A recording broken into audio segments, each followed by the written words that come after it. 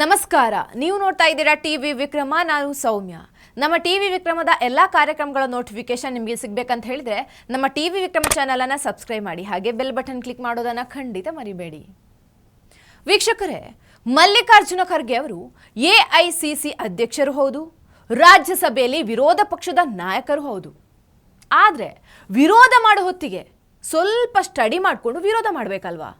History ನೋಡಬೇಕು, ರೆಕಾರ್ಡ್ಗಳನ್ನು check ಮಾಡಬೇಕು. ಆ ನಂತರ ಇದು ತಮಗೆ ಬ್ಯಾಕ್ ಫೈರ್ ಆಗೋದಿಲ್ಲ ಅನ್ನೋದನ್ನು ಕನ್ಫರ್ಮ್ ಮಾಡಿಕೊಂಡು ಆಮೇಲೆ ವಿರೋಧ ಮಾಡಬೇಕಲ್ವಾ? ಆದರೆ ಖರ್ಗೆಗೆ ಅವೆಲ್ಲ ಅರ್ಥ ಆಗೋದೇ ಇಲ್ಲ. ಅವರ ಗುರಿ ಏನಿದ್ರು ಸೋನಿಯಾ ಗಾಂಧಿಯನ್ನು ಮೆಚ್ಚಿಸಬೇಕು, ರಾಹುಲ್ ಗಾಂಧಿ ಅವರನ್ನು ಇಂಪ್ರೆಸ್ ಮಾಡಬೇಕು, ಅದಕ್ಕೋಸ್ಕರ ಮೋದಿಜಿಯನ್ನು ಟೀಕಿಸಬೇಕು. ಇಷ್ಟೇ ಇವ್ರಿಗೆ ಗೊತ್ತಿರೋದು. ಒಂಥರ ಡಿ ಬಾಸ್ ಫ್ಯಾನ್ ಇದ್ದಂಗೆ ಅಂತ ಹೇಳ್ಬೋದು. ಅವರ ಕೆಲಸ ಏನಿದ್ರು ಜೈ ಡಿ ಬಾಸ್ ಅನ್ನೋದು ಮತ್ತು ದರ್ಶನ್ ಅವರ ವಿರುದ್ಧ ಮಾತಾಡಿದವರಿಗೆ ಬಾಯ್ಗೆ ಬಂದ ಹಾಗೆ ಬೈಯೋದು. ಅದೇ ರೀತಿ ಖರ್ಗೆ ಕೂಡ. ಮೊನ್ನೆ ಖರ್ಗೆ ಒಂದು ಟ್ವೀಟ್ ಮಾಡಿದ್ರು. ದೆಹಲಿಯ ಇಂದಿರಾ ಗಾಂಧಿ ಏರ್ಪೋರ್ಟಿನ ಟರ್ಮಿನಲ್ ಕುಸಿದು ಬಿದ್ದು ಒಂದು ಸಾವಾಗತ್ತೆ, ಒಂದಿಷ್ಟು ಜನರಿಗೆ ಗಾಯ ಆಗತ್ತೆ. ಈ ಸುದ್ದಿ ಬರ್ತಾ ಇದ್ದ ಹಾಗೆ ಖರ್ಗೆ ಒಂದು ಲಿಸ್ಟ್ ರೆಡಿ ಮಾಡೇ ಬಿಟ್ರು. ಅಟಲ್ ಸೇತುವೆ ಕುಸಿದೋಗಿದೆ, ರಾಮ ಮಂದಿರ ಸೋರ್ತಾ ಇದೆ, ದೆಹಲಿ ಏರ್ಪೋರ್ಟ್ ಮುರ್ಕೊಂಡು ಬಿದ್ದಿದೆ, ಮೋದಿಜಿ ರಾಜೀನಾಮೆ ಕೊಡಬೇಕು ಅನ್ನೋ ಲಾಜಿಕ್ನಲ್ಲಿ ಟ್ವೀಟ್ ಮಾಡೇ ಬಿಟ್ರು. ಅದೇನೋ ಹೇಳ್ತಾರಲ್ವಾ, ಅನಿಷ್ಟಕ್ಕೆಲ್ಲ ಶನಿದೇವರೇ ಕಾರಣ ಅಂತ. ಹಾಗೆ ಇವರಿಗೆ ಜಗತ್ತಲ್ಲಿ ಏನೇ ಕೆಟ್ಟದಾದ್ರೂ ಕೂಡ ಅದಕ್ಕೆ ಮೋದಿನೇ ಕಾರಣ ಅಂತ ಹೇಳೋ ಖಯಾಲಿ. ಭ್ರಷ್ಟಾಚಾರ ಮತ್ತು ನಿರ್ಲಕ್ಷ್ಯನೇ ಇಂತಹ ಘಟನೆಗೆ ಕಾರಣ. ದೆಹಲಿ ಏರ್ಪೋರ್ಟ್ ಟರ್ಮಿನಲ್ ಕುಸಿದು ಬಿದ್ದಿರೋದು ಮೋದಿ ಸರ್ಕಾರದ 10 ವರ್ಷದ ಆಡಳಿತ ಹೇಗಿದೆ ಅನ್ನೋದಕ್ಕೆ ಸಾಕ್ಷಿ ಅಂತ ಖರ್ಗೆ ಒಂದು ಲಿಸ್ಟ್ ಬರೆಯೋಕೆ ಶುರು ಮಾಡ್ತಾರೆ. ಆದರೆ ಟ್ವೀಟ್ ಪೋಸ್ಟ್ ಆಗ್ತಾ ಇದ್ದ ಹಾಗೆ ಜನ ಯಾವ ರೀತಿ ಜನ್ಮ ಜಾಲಾಡ್ತಾರಂದ್ರೆ 5 ನಿಮಿಷದಲ್ಲಿ ಇವರ ಆರೋಪದ ಫ್ಯಾಕ್ಟ್ ಚೆಕ್ ಆಗ್ಬಿಡತ್ತೆ. ಹೇಳಿ ಕೇಳಿ ಇದು ಇಂದಿರಾ ಗಾಂಧಿಯ ಹೆಸರಿಟ್ಟಿರೋ ಏರ್ಪೋರ್ಟ್. ಕಾಮನ್ ಸೆನ್ಸ್ ಇರೋ ಯಾರಿಗಾದ್ರೂ ಅರ್ಥ ಆಗತ್ತೆ ಇದು ಮೋದಿಜಿ ನಿರ್ಮಿಸಿರೋ ಏರ್ಪೋರ್ಟ್ ಆಗಿರೋದಕ್ಕೆ ಸಾಧ್ಯವೇ ಇಲ್ಲ ಅಂತ. ಮೋದಿಜಿ ಯಾಕೆ ಏರ್ಪೋರ್ಟ್ ಕಟ್ಟಿ ಅದಕ್ಕೆ ಇಂದಿರಾ ಗಾಂಧಿ ಹೆಸರಿಡ್ತಾರೆ ಹೇಳಿ? ಮೋದಿಜಿ ಇವತ್ತಿಗೂ ಕೂಡ ಯಾವ ಬಿಲ್ಡಿಂಗ್, ಯಾವ ಯೋಜನೆ ಆಗಿರಲಿ ಹಾಗೆಲ್ಲ ಪೊಲಿಟಿಷಿಯನ್ಗಳ ಹೆಸರಿಟ್ಟಿರೋ ಇತಿಹಾಸನೇ ಇಲ್ಲ. ನೀವು ವಾಜಪೇಯಿ ಅವರನ್ನ ಯಾವತ್ತಿಗೂ ರಾಜಕಾರಣಿ ಅಂತ ಕನ್ಸಿಡರ್ ಮಾಡೋದಕ್ಕೆ ಸಾಧ್ಯವೇ ಇಲ್ಲ. ಅವರೊಬ್ರು ದೇಶಭಕ್ತ, ನಿಸ್ವಾರ್ಥ ರಾಷ್ಟ್ರೀಯವಾದಿ, ಅಧಿಕಾರಕ್ಕೋಸ್ಕರ ಒಂದೇ ಒಂದು ಕ್ಷಣ ಕೂಡ ಹಂಬಲಿಸಿದವರಲ್ಲ. ಅಟಲ್ ಹೆಸರು ಯಾವುದಾದ್ರೂ ಯೋಜನೆಗೆ ಅಥವಾ ಸ್ಮಾರಕವಾಗಿ ಬಳಕೆ ಆದರೆ ಅದು ದೇಶಕ್ಕೆ ಸಿಗೋ ಗೌರವ. ಓಕೆ, ದೆಹಲಿ ಏರ್ಪೋರ್ಟ್ ನಿರ್ಮಾಣ ಆಗಿದ್ದು ಮನಮೋಹನ್ ಸಿಂಗ್ ಅವಧಿಯಲ್ಲಿ 2009ರಲ್ಲಿ. 2009 and in 15 years it has collapsed. Like you have said, this structure has been built in 2009. This structure has been built in 2009. So Kharge ಅವರೇ ಹೇಳಿರೋ ಹಾಗೆ ಈ ಏರ್ಪೋರ್ಟ್ ಟರ್ಮಿನಲ್ ಕುಸಿದು ಬಿದ್ದಿದ್ದು ಅವತ್ತಿನ ಕಾಂಗ್ರೆಸ್ ಅಥವಾ UPA ಸರ್ಕಾರದ ಭ್ರಷ್ಟಾಚಾರ ಮತ್ತು ನಿರ್ಲಕ್ಷ್ಯಕ್ಕೆ ಸಾಕ್ಷಿ. ಖರ್ಗೆ ಅವರೇ, ನಿಮ್ಮ ಪಕ್ಷದ ಭ್ರಷ್ಟಾಚಾರದ ಬಗ್ಗೆ ಇಷ್ಟು ಓಪನ್ ಆಗಿ ಧ್ವನಿ ಎತ್ತೋ ಧೈರ್ಯ ಹೇಗೆ ಬಂದು ನಿಮಗೆ? ಈ ಪ್ರಶ್ನೆನ ಇನ್ನೊಂದು ರೀತಿಯಲ್ಲಿ ಕೇಳ್ತೀನಿ. ದೆಹಲಿ ಏರ್ಪೋರ್ಟ್ ಕುಸಿತವನ್ನ ಮೋದಿಜಿ ಕುತ್ತಿಗೆಗೆ ಕಟ್ಟೋಕೆ ಹೋಗಿ ಅದು ನಿಮ್ಮ ಪಕ್ಷದ ಬುಡಕ್ಕೆ ತಂದ್ಬಿಟ್ರಲ್ವಾ? ಸೋನಿಯಾ ಮತ್ತು ರಾಹುಲ್ ಗಾಂಧಿ ಇಬ್ರು ಸೇರಿ ಈ ನಿಮ್ಮ ತಪ್ಪಿಗೆ ಚೀಮಾರಿ ಹಾಕ್ಲಿಲ್ವಾ? ಅಂಗೈ ತೋರಿಸಿ ಅವಲಕ್ಷಣ ಹೇಳಿಸ್ಕೊಳ್ಳೋ ಹಾಗೆ ಮಾಡಿದ್ಯಲ್ಲೋ ಅಂತ ತಪರಾಕಿ ಕೊಡ್ಲಿಲ್ವಾ? ಅತಿಯಾದ ಗುಲಾಮಗಿರಿ ಮಾಡಕ್ ಹೋದ್ರೆ ಏನಾಗುತ್ತೆ ಅಂತ ಇವಾಗ್ಲಾದ್ರೂ ಗೊತ್ತಾಯ್ತಾ ನಿಮಗೆ? ಖರ್ಗೆ ಸಾಹೇಬ್ರಿಗೆ ಮುಖಭಂಗ ಆಗ್ತಿರೋದು ಇದೇ ಫಸ್ಟ್ ಟೈಮ್ ಏನಲ್ಲ. ಸದನದಲ್ಲಿ ಮೋದಿಜಿನೇ 2-3 ಬಾರಿ ಖರ್ಗೆ ಅವರಿಗೆ ಶೇಪ್ ಔಟ್ ಮಾಡಿದ್ದಾರೆ. ಖರ್ಗೆ ಮಾತಾಡೋದಕ್ಕೆ ಧೈರ್ಯ ಬರಬೇಕಂದ್ರೆ ಅಕ್ಕಪಕ್ಕದಲ್ಲಿ ಕಮಾಂಡರ್ಗಳು ಇರಬಾರ್ದು. ಅವರಿಲ್ಲ ಅಂದ್ರೆ ಖರ್ಗೆ ಧೈರ್ಯವಾಗಿ ಮಾತಾಡ್ತಾರೆ ಅಂತ ಒಂದ್ಸಲ ಮೋದಿಜಿ ಕಾಲು ಎಳೆದಿದ್ರು. माननीय खड़गे जी काफी लंबा और बड़ी इम्तहान वजह से शांति से बोल गए थे, समय भी काफी लिया था. तो मैं सोच रहा था कि आज़ादी मिली कैसे, इतना सारा बोलने की आज़ादी मिली कैसे. तो मैं सोच तो रहा था, लेकिन बाद में मेरे ध्यान में आया कि 2 स्पेशल कमांडर जो रहते हैं ना उस दिन नहीं थे और आजकल नहीं रहते वो. और इसलिए बहुत भरपूर फायदा स्वतंत्रता का आदरणीय खड़गे जी ने उठाया. ಅದೇ ರೀತಿ ಮೋದಿಜಿ ಇನ್ನೊಮ್ಮೆ ಬಹುಶಃ 2019ರಲ್ಲಿ ಅನ್ಸುತ್ತೆ ಶಾಯರಿ ಹೇಳಿದ ಖರ್ಗೆಗೆ ಶಾಯರಿ ಮೂಲಕನೇ ಕೌಂಟರ್ ಕೊಟ್ಟಿದ್ರು. उस कविता में लिखा है, जब कभी झूठ की बस्ती में सच को तड़पते देखा है, जब कभी झूठ की बस्ती में सच को तड़पते देखा है, तब मैंने अपने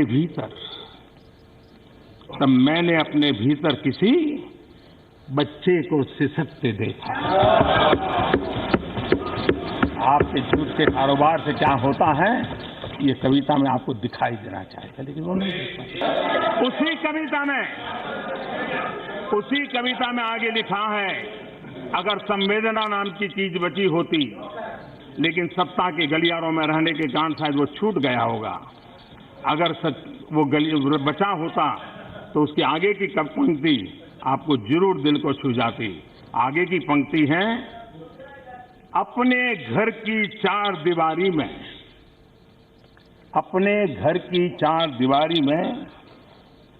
अब लिहाफ में भी सिहरन होती है। अपने घर की चार दीवारों में अब लिहाफ में भी सिहरन होती है। जिस दिन से किसी को गुर्बत में सड़कों पर ठिठुरते देखा है। इसके लिए संवेदना होती है, दर्द होता है, तब जाकर के बात बनती है जी। ಕೌಂಟರ್ ಕೊಡೋದು ಹೇಗೆ, ಚೆಕ್ಮೇಟ್ ಇಡೋದು ಹೇಗೆ ಅನ್ನೋದನ್ನ ಖರ್ಗೆ ಅವರು ಮೋದಿಜಿ ಹತ್ರನೇ ಕಲಿಬೇಕು ನೋಡಿ. ಅಂದಹಾಗೆ ಖರ್ಗೆ ಅವರು ಮೋದಿಜಿಯನ್ನ ದಲಿತ ವಿರೋಧಿ ಅಂತ ಬಿಂಬಿಸೋದಕ್ಕೆ ಹಲವಾರು ಬಾರಿ ಪ್ರಯತ್ನ ಮಾಡಿದ್ದಾರೆ. ನಿಮ್ಗೆಲ್ಲ ನೆನಪಿದ್ದಿರಬಹುದು, ದಲಿತರಿಗೆ ಈ ದೇಶದ 1% ಜಮೀನನ್ನಾದ್ರೂ ಮೀಸಲಿಡ್ರಿ ಅಂತ ಸದನದಲ್ಲಿ ಕೇಳೋ ಮೂಲಕ ಖರ್ಗೆ ಅವರು ಮೋದಿಜಿಯನ್ನ ಕುಟುಕಿದ್ರಂತೆ. ಆಗ ಮೋದಿಜಿ ಕೇಳ್ತಾರಂತೆ, ಯಾಕೆ ನೀವು ಕೂಡ ದಲಿತರೇ ಅಲ್ವಾ? ಖರ್ಗೆ ಹೌದು ಅನ್ನೋ ಥರ ತಲೆ ಆಡಿಸ್ತಾರಂತೆ. ಆಗ ಶುರು ಹಚ್ಕೋತಾರೆ ಮೋದಿಜಿ ಅವರು, ಖರ್ಗೆ ಅವರೇ ನಿಮ್ಮ ಹತ್ರ ಎಷ್ಟು ಜಮೀನಿದೆ ಅಂತ ಗೊತ್ತಾ ನಿಮ್ಗೆ? ಬೆಂಗಳೂರಿನ ಬನ್ನೇರುಘಟ್ಟದಲ್ಲಿ 500 ಕೋಟಿ ರೂಪಾಯಿ commercial complex, ಚಿಕ್ಕಮಗಳೂರಲ್ಲಿ 300 acre coffee estate, ಅಲ್ಲೇ 50 ಕೋಟಿಯ ಒಂದು ಬಂಗಲೆ, ಕೆಂಗೇರಿಯಲ್ಲಿ 40 ಕೋಟಿ ರೂಪಾಯಿಯ ಫಾರ್ಮ್ ಹೌಸ್, ಬೆಂಗಳೂರಿನ ಕಾಲೇಜ್ ಕ್ಯಾಂಪಸ್ ಒಂದರಲ್ಲಿ 25 ಕೋಟಿ ರೂಪಾಯಿಯ ಬಿಲ್ಡಿಂಗ್, ಬೆಂಗಳೂರಲ್ಲಿ ಸ್ವಂತದ್ದೊಂದು ಬಂಗಲೆ, ಬಳ್ಳಾರಿ ರಸ್ತೆಯಲ್ಲಿ 17 ಎಕರೆ ಕೃಷಿ ಭೂಮಿ, ಬೆಂಗಳೂರಿನ ಇಂದಿರಾನಗರದಲ್ಲಿ 3 ಅಂತಸ್ತಿನ ಬಿಲ್ಡಿಂಗ್, ಸದಾಶಿವನಗರದಲ್ಲಿ 2 ಬಂಗ್ಲೆ, ಮೈಸೂರಿನ ನಿಮ್ಮ ಕುಟುಂಬದವರ ಹೆಸರಲ್ಲಿ ಇರುವಂತಹ ಆಸ್ತಿ, ಗುಲ್ಬರ್ಗಾದಲ್ಲಿ ಆಸ್ತಿ, ಚೆನ್ನೈ, ಗೋವಾ, ಪೂನಾ, ನಾಗ್ಪುರ, ಮುಂಬೈ, ದೆಹಲಿ ಎಲ್ಲ ಕಡೆ ಆಸ್ತಿ.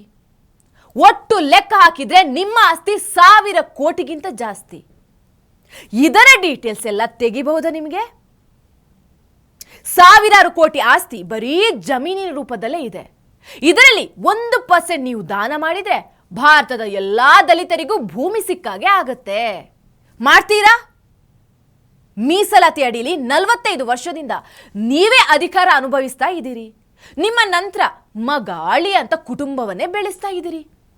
ನಿಮ್ಮ ಮತ್ತು ನಿಮ್ಮ ಕುಟುಂಬದ ಜಾಗದಲ್ಲಿ ಒಬ್ಬ ಬಡ ದಲಿತನಿಗೆ ಅವಕಾಶ ಯಾಕೆ ಕೊಟ್ಟಿಲ್ಲ? ದಲಿತರ ಮೇಲಿರೋ ಕಾಳಜಿ ಬರೀ ಮಾತಿಗೆ ಸೀಮಿತ ಆದ್ರೆ ಸಾಕಾ? ದಲಿತರು ಅಂದ್ರೆ ಕೇವಲ ಖರ್ಗೆ ಕುಟುಂಬನ? ನೀವು ಮತ್ತು ಕಾಂಗ್ರೆಸ್ ಕೇವಲ ದಲಿತರ ಹೆಸರು ಹೇಳ್ಕೊಂಡು ಅಧಿಕಾರ ಅನುಭವಿಸ್ತಾ ಇದ್ದೀರಾ. ಆದ್ರೆ ಯಾವತ್ತೂ ಕೂಡ ದಲಿತರ ಪರ ನಿಂತಿಲ್ಲ. ನಿಮ್ಮ ಆಸ್ತಿಯಲ್ಲಿ ಜಸ್ಟ್ 1% ನೀವು ದಲಿತರಿಗೆ ಬರ್ಕೊಡ್ತೀರಾ? ಸಾಧ್ಯನಾ ನಿಮ್ಮಿಂದ? ಹೀಗೆ ಮೋದಿಜಿ ಅವರು ವಾಗ್ದಾಳಿ ಮಾಡ್ತಾ ಇದ್ರೆ ಖರ್ಗೆ ವಾಪಸ್ ಮಾತಾಡೋಕೆ ಆಗದೆ ತಲೆ ತಗ್ಗಿಸ್ಕೊಂಡು ಕೂತಿದ್ರಂತೆ. ಕೌಂಟರ್ ಕೊಡೋದಂದ್ರೆ ಹೀಗೆ ಅಲ್ವಾ? ಖರ್ಗೆ ಅವರಿಗೆ ಈ ಎಲ್ಲ ಆರೋಪ ಸುಳ್ಳು ಅಂತ ಪ್ರೂವ್ ಮಾಡೋದಕ್ಕೆ ಸಾಧ್ಯ ಇದೆಯಾ? ವೀಕ್ಷಕರೇ, ಮೋದಿಜಿ ಮತ್ತು ಖರ್ಗೆ ನಡುವೆ ಈ ತರಹದ ಮಾತಿನ ಜಟಾಪಟಿ ನಡೆದಿದ್ದೇ ಸುಳ್ಳು ಅಂತ, ಅದಕ್ಕೆ ಯಾವ ಆಧಾರ ಕೂಡ ಇಲ್ಲ, ವಿಡಿಯೋ ರೆಕಾರ್ಡ್ ಇಲ್ಲ ಅಂತ ಕೆಲವು ವೆಬ್ಸೈಟ್ಗಳು ಫ್ಯಾಕ್ಟ್ ಚೆಕ್ ರೂಪದಲ್ಲಿ ಪ್ರಕಟ ಮಾಡಿವೆ. ಆದ್ರೆ ಇದು ನಿಜ. ಮೀಡಿಯಾಗಳು ಇದನ್ನ ಬೇರೆ ಬೇರೆ ಕಾರಣಕ್ಕೆ ಪ್ರಕಟ ಮಾಡಿಲ್ಲ ಅಂತ ಕೂಡ ಕೆಲವು ಸೋರ್ಸ್ಗಳು ಹೇಳ್ತಾ ಇವೆ. ಓಕೆ, ಮೋದಿಜಿ ಹೀಗೆ ಕೌಂಟರ್ ಕೊಟ್ಟಿಲ್ಲ ಅಂತಾನೆ ಅಂದ್ಕೊಳ್ಳೋಣ. ಇವೆಲ್ಲವೂ ಜನಸಾಮಾನ್ಯನ ಪ್ರಶ್ನೆ ಅಂದ್ಕೊಳ್ಳೋಣ. ಒಬ್ಬ ಬಡ ದಲಿತ ಕೇಳ್ತಿರೋ ಪ್ರಶ್ನೆ ಅಂತಾನೆ ಅಂದ್ಕೊಳ್ಳೋಣ. ಖರ್ಗೆ ಅವರಿಗೆ ತಮ್ಮ ಆಸ್ತಿ ಬಗ್ಗೆ ನಿಜಾಂಶ ಹೇಳೋ ಗರ್ಸಿದ್ಯಾ? ತಮ್ಮ ಆಸ್ತಿಲಿ 1% ಅನ್ನ ದಲಿತರ ಪಾಲಿಗೆ ಬರ್ಕೊಡೋದಕ್ಕೆ ಸಾಧ್ಯ ಇದೆಯಾ? ಖಂಡಿತ ಇಲ್ಲ. ಯಾವತ್ತಿದ್ರೂ ಮೋದಿಜಿನೇ, ಖರ್ಗೆನೇ. ಒಂದು ಬೆರಳು ಇನ್ನೊಬ್ಬರ ಕಡೆ ಪಾಯಿಂಟ್ ಮಾಡುವಾಗ ಮಿಕ್ಕಿರೋ 4 ಬೆರಳು ತಮ್ಮ ಕಡೆನೇ ತೋರಿಸ್ತಾ ಇರುತ್ತೆ ಅನ್ನೋದನ್ನ ಖರ್ಗೆ ಮರಿಬಾರ್ದು. ದೆಹಲಿ ಏರ್ಪೋರ್ಟ್ ವಿಚಾರದಲ್ಲಿ ಮೋದಿಜಿ ವಿರುದ್ಧ ಬೆರಳು ತೋರಿಸೋದಕ್ಕೆ ಹೋಗಿ ಆಗಿರೋದು ಕೂಡ ಇದೆ. ಟಿವಿ ವಿಕ್ರಮ, ದೇಶ ನಿಮ್ಮ ಕೈಯಲ್ಲಿ. ಈ ಕಾರ್ಯಕ್ರಮ ನಿಮಗೆ ಇಷ್ಟ ಆಗಿದ್ದಲ್ಲಿ ಲೈಕ್, ಶೇರ್ ಹಾಗೂ ಕಮೆಂಟ್ ಮಾಡಿ. ಟಿವಿ ವಿಕ್ರಮದ ಕಾರ್ಯಕ್ರಮಗಳನ್ನು ನಿರಂತರವಾಗಿ ವೀಕ್ಷಿಸಲು ಸಬ್ಸ್ಕ್ರೈಬ್ ಮಾಡಿ, ಬೆಲ್ ಐಕನ್ ಒತ್ತಿ.